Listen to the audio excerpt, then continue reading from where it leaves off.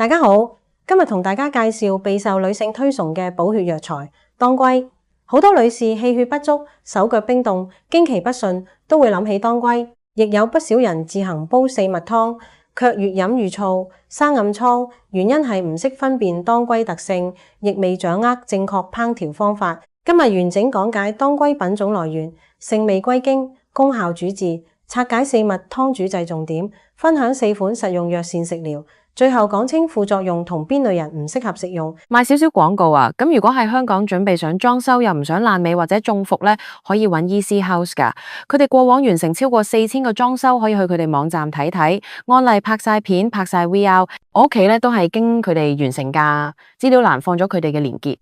首先講當歸嘅品種來源，藥用當歸係傘形科植物當歸嘅乾草根，民間俗稱乾歸、秦歸。市面上道地當歸主產甘肅閩源，當地氣候適合根部積聚有效成分，藥力最為穩定。除此以外，雲南、四川亦有種植，但藥效相對較弱。採收時揀種植滿3年嘅植株，挖起根部，去除泥土，微火烘乾。藥材分為頭、身、尾3個部分，功效略有差異。當歸頭止血，當歸身專補血，當歸尾擅長活血，日常保健多選用。整枝當歸切片使用。《神農本草經》記載，當歸可治婦人漏下、絕子、諸瘡瘍，自古就被視為婦科要藥。接落嚟講當歸嘅性味歸經。當歸味甘辛性溫，歸肝心脾3經。甘味能夠滋陰補血，辛味可行氣活血，藥性偏溫。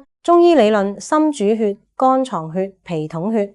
當歸同時入3經，全面調理血分相關問題，補血同時唔會令血氣停滯，做到補而不滯，係補血藥之中極具優勢嘅品種。當歸4大核心功效分別係補血、活血、調經止痛、潤腸通便、養血榮發。第一，補血活血，專門改善血虛引起嘅面色蒼白、頭暈眼花、容易疲勞。對於血氣運行不順造成嘅周身痹痛，亦有疏通效果。第二，調經止痛，針對女性血虛或者血瘀引發嘅月經不調、經痛、經期、血量偏少，屬婦科調理經常使用嘅藥材。第三，潤腸通便，血虛人士腸道缺乏滋潤，容易出現虛性便秘，當歸滋養血分，改善大便狂結難排。第四，養血榮發，發為血之餘，長期血虛會令頭髮乾枯，容易脫落，堅持適量使用，可以改善頭髮營養供應。臨床主治範圍包含血虛、萎黃、眩暈、心悸、月經失調、閉經、痛經、虛寒腹痛、腸燥便秘、風濕痹痛。現代藥理顯示，當歸含有亞藝酸，可以促進血液循環，調節子宮機能。經典配伍之中，補血基礎方四物湯，核心藥材就係當歸。好多觀眾最關心四物湯正確煮法。四物湯標準材料為當歸10克、熟地12克、白薯10克、川芎6克。全部材料洗淨，加入清水，浸泡20分鐘，大火滾開，轉細火煲40分鐘。重點注意，體質容易上火人士可以減少熟地份量，或者加入少量麥冬平衡燥性。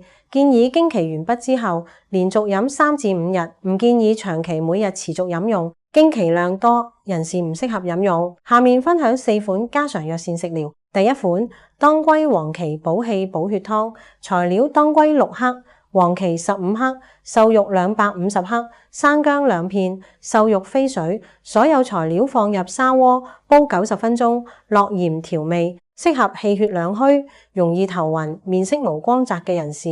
第二款，當歸紅棗烏雞湯。材料：當歸8克、紅棗4枚、烏雞半隻、枸杞10克。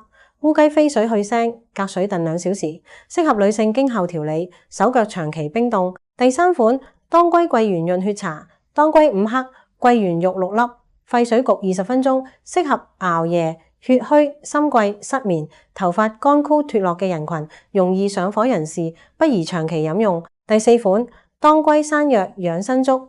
當歸6克，加水煎煮20分鐘，隔渣取藥汁，加入山藥同大米煮成綿粥，藥性溫和，補血，同時顧及脾胃，適合血虛但消化能力偏弱嘅人。最後講副作用同唔適合食用嘅人群，當歸性溫，常規份量使用大多安全，過量服食容易出現口乾、喉嚨燥熱、煩躁失眠。以下5類人士需要慎用或者禁止食用。第一，陰虛火黃體質，平時容易口乾、盜汗、暗瘡反覆生長，長期食用會加重虛火。第二，濕熱體質，舌苔厚膩、大便黏滯，當歸滋膩會加重體內濕滯。第三，月經期間血量過多女士，活血作用有機會增加經血流量。第四，孕婦未經中醫診斷，切勿自行服用，避免擾亂氣血。第五，腹瀉、腸胃容易脹滯人士，當歸潤腸功效會令大便更加稀爛。總結嚟講，當歸作為補血性藥，能夠補血、活血、調經、養髮，但藥性溫潤偏燥，唔係所有女性都適合經常進補。調理經期，務必掌握四物湯飲用時機，唔好盲目長期飲用。補血之前，先要判斷自身體質，對症調理，先可以避開副作用，真正改善氣血狀態。希望今日嘅當歸全攻略可以幫大家掌握安全嘅補血方法。大家如果想了解自己適唔適合飲四物湯，可以留言講出自身症狀。多謝大家收看。